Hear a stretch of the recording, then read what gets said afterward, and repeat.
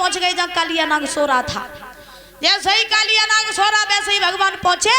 सोई महाराज भगवान कन्हैया ने कालिया नाग की पूंछ में लात मार दी। जो लात कालिया नाग की पूंछ में मारी सोई महाराज कालिया नाग जगो।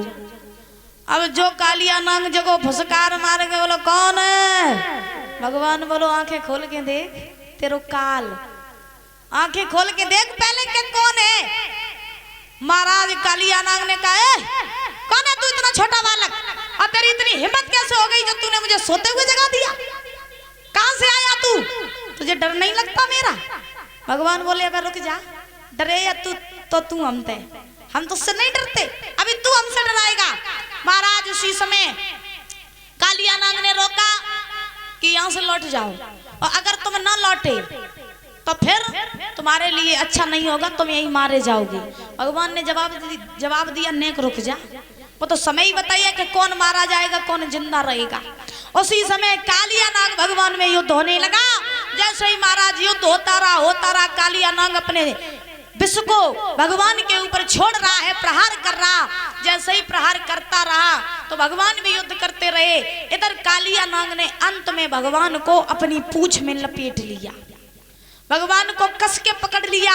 जब कस के पकड़ा तो भगवान ने क्या किया कि अपने शरीर को इतना विशाल बनाया, अपने शरीर को इतना गर्म किया कि उस शरीर में से आग की लपटें निकलने लगी। जैसे ही आग की लपटें निकली वैसे ही कालिया नाग घबरा गया और कालिया नाग ने भगवान को छोड़ दिया। जैसे ही छोड़ा युद्ध होता रहा, होते होते महाराज भगवान ने क्या किया कि कालिया नाग की नथ को पिचका दिया और पिचका के कालिया नाग को नाथ लिया। जैसे ही नाथा तो भगवान उसे मारते जा रहे, लात मारते हैं, घूसा मारते, इतना मारा कि कालिया नाग के मुख से रक्त निकलने लगा। और रक्त इतना निकला कि उस काली देह का सारा जल रक्त की वजह से लाल हो गया। जब लाल रक्त से हुआ तो इधर मैया यशोदा ने जब वो रक्त देखा तो मैया यशोदा ने बलराम से कहा लाला हमें लगता ये रक्त मेरे कन्हैया को है और मेरे कन्हैया अब जीवित नहीं बचो, हमें चला जाने दे। बलराम ने समझाया मैया तेरे लाला की माया है, तू रुकी रहा है, अब अभी वो आएगा अपनी लीला करके और तेरे पास तुरंत आ जाएगा, तू अभी रुकी रहा, चिंता ना कर। भगवान ने सब इधर कालिया नाग को बहुत मारा। मारने के बाद में इधर नागिनियों ने जब अपने पति की दशा देखी तो महाराज नागिनियां आज भगवान की शरण में आई और जवाब दिया प्रभु मेरे पति को छोड़ दीजिए, हम पहचान गए कि आप कौन हैं, हम जान गए कि आप कौन हैं, हमें पता है, लेकिन आप मेरे पति को छोड़ दीजिए, इन्हें मारिए मत, क्योंकि अगर ये मर जाएंगे तो हम सबका जीवन नष्ट हो जाएगा। आज जैसे ही इतने वचन कहे वैसे ही भगवान ने कालिया नाग को छोड़ दिया। छोड़ने के बाद में कालिया नाग भी भगवान की शरण में आ गया। जैसे ही भगवान की शरण में आया भगवान ने अपना चतुर्भुजी रूप कालिया नाग को दिखाया, वैसे ही कालिया नाग भगवान को पहचान गया।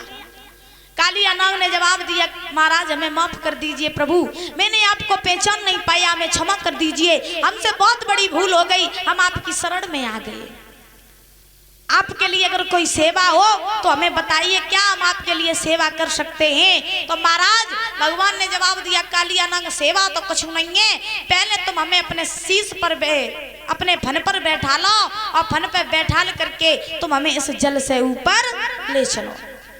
आज कालिया नाग ने अपना फन फैला दिया, भगवान को फन पर सवार कर लिया और सवार करने के बाद में भगवान कालिया नाग के फन पर नृत्य करने लगे, बांसुरी बजाने लगे और महाराज भगवान चले। सभी लोग ताली बजा करके बोलेंगे कि तेरी जय होए कृष्ण कन्हैया और तारे नाग को नथैया, तारे नाग को नथैया।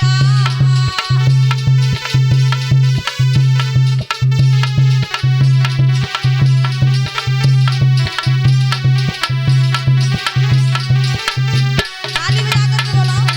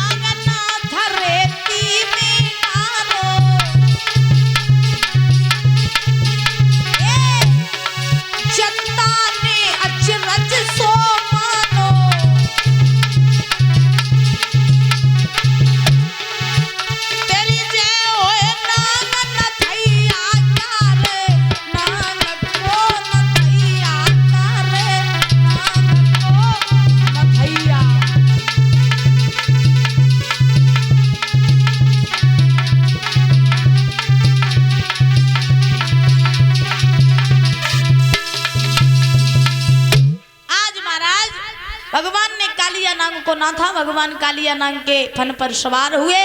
सवार होकर के प्रभु चल करके श्रोताओं, आज भगवान महाराज उस काली देह के ऊपर जल से ऊपर आ गए।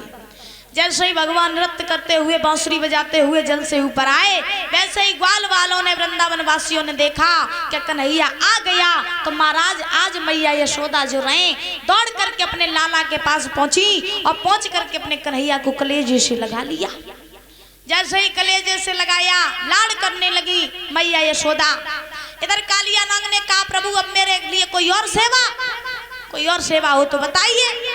भगवान ने जवाब दिया कालिया नाग अब तुम ऐसा करो कि सेवा एक है, क्या ये स्थान छोड़ करके तुम जहां से आए थे वहीं वापस चले जाओ। महाराज जैसे इतने वचन कहे तो कालिया नाग जो था वो रमणक द्वीप से आया था और वहां से आकर के इसी काली देह में रुका था। तो कालिया नाग ने जवाब दिया प्रभु अगर हम रमणक द्वीप को वापस गए तो हमारे पीछे गरुड़ देव पड़े हैं और गरुड़ देव हमें छोड़ेंगे नहीं, क्योंकि गरुड़ देव जो थे उनका सर्पों से बैर था। तो महाराज कालिया नाग ने जवाब दिया प्रभु गरुड़ देव मेरे पीछे पड़े हैं, अगर मैं ये स्थान छोड़ करके गया तो गरुड़ देव हमें मार डालेंगे, इसीलिए आप हमें यही रहने दो। भगवान ने जवाब दिया कालिया नाग चिंता ना करो, मेरे चरण के जो चिन्ह हैं वो तुम्हारे फन पर आ चुके हैं। तो जब ये चिन्ह तुम्हारे सर पर हैं तो गरुड़ देव जब हमारे ऐसी चिन्ह को देखेंगे तो तुमसे कुछ नहीं कहेंगे, इसीलिए तुम ये स्थान छोड़ करके पुनः रमणक द्वीप को वापस चले जाओ। इतना कह करके महाराज कालिया नाग वहां से चला और चलने के बाद में आज अपनी पत्नियों को लेकर के रमणक द्वीप को वापस चला गया। जाने के बाद में इधर भगवान ने उसी काली देह में से महाराज पुष्प तोड़े 2 डलिया और पुष्प तोड़ करके कंस के यहाँ भिजवा दिए। जैसे ही कंस के यहाँ पर वो महाराज पुष्प पहुंचे, इधर भगवान कन्हैया ने ग्वाल वालों को संग लिया, वृंदावन वासियों को साथ लिया और साथ लेकर के पुनः वृंदावन में वापस आ गए। बोले गोविंद भगवान की, वृंदावन बिहारी लाल की।